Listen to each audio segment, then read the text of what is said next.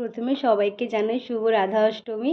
এখানে আমি আর দিদি বেরিয়ে পড়েছি, ছদ্দি রেডি হয়নি তাই ছদ্দির বাড়িতেই চলে আসলাম। আর এখানে দেখি দিদি লিপস্টিক পরেছিল, সাথে আমাকেও পরে দিচ্ছিলো, আমি কেন বাদ যাই। তারপর কিছুক্ষণ হাসি ঠাট্টা করার পর আমরা বেরিয়ে পড়লাম। তো স্কুটিতে তেল ছিল না, স্কুটিতে তেল ভরে চলে আসলাম। আর এই যে একটু মিষ্টি নিলাম।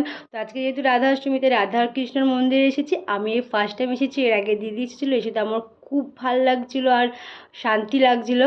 তো মন্দিরটা তো খুবই সুন্দর, তোমাদেরকে একবার ঘুরে দেখায়। আর সবাই কমেন্ট করে জানিও যে এখানে কে এসেছো, কবার এসেছো আর কেমন লাগছে মন্দিরটা। আর এখানে গুরুজি না সাজাচ্ছিল রাধারানীকে, তো সাজানোর পর রাধারানীকে খুবই সুন্দর লাগছিল। আর এখানে কিছু বাচ্চারা না খেলছিল, তারপর ওরা বোম ফাটাচ্ছিল। তারপরে এই এখন বেরিয়ে যাব, দেখ আবার আসবো। মন্দিরটা আমার খুবই ভালো লেগেছে।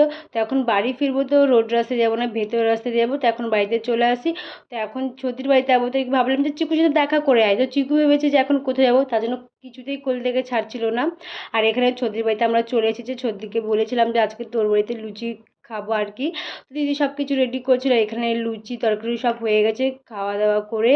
তো আমার থেকে তো খুবই সুন্দর লেগেছে তরকারি। তো ভিডিওটা এই পর্যন্ত, দেখা হচ্ছে নেক্সট একটা ব্লগে, বাই।